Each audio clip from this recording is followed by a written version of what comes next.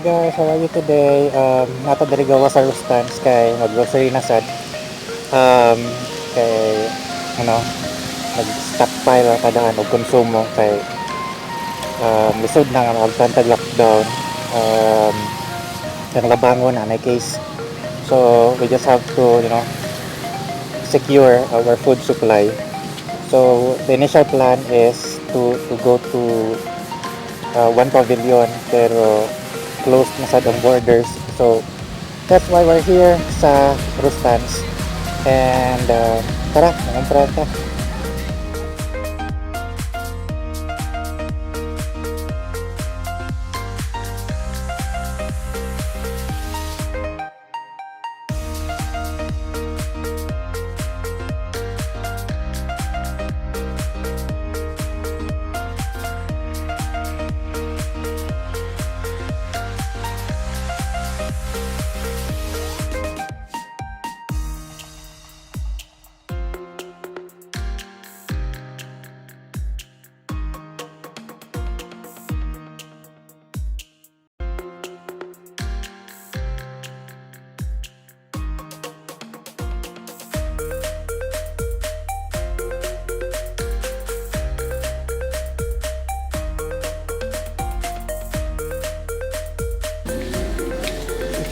So,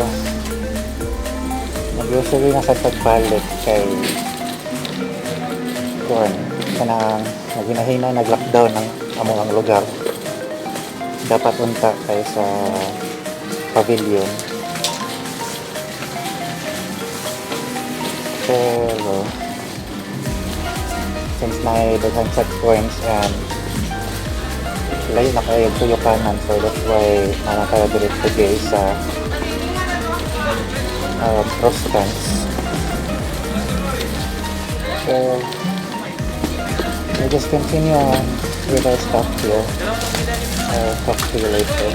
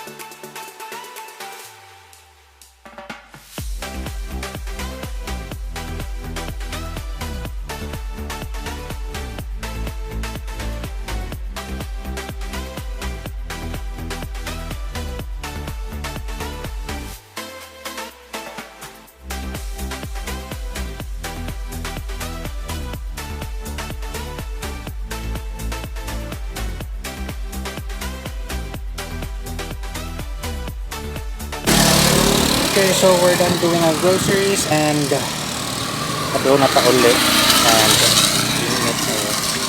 it's 12 p.m. I have to walk all the way back dito sa mong lungga.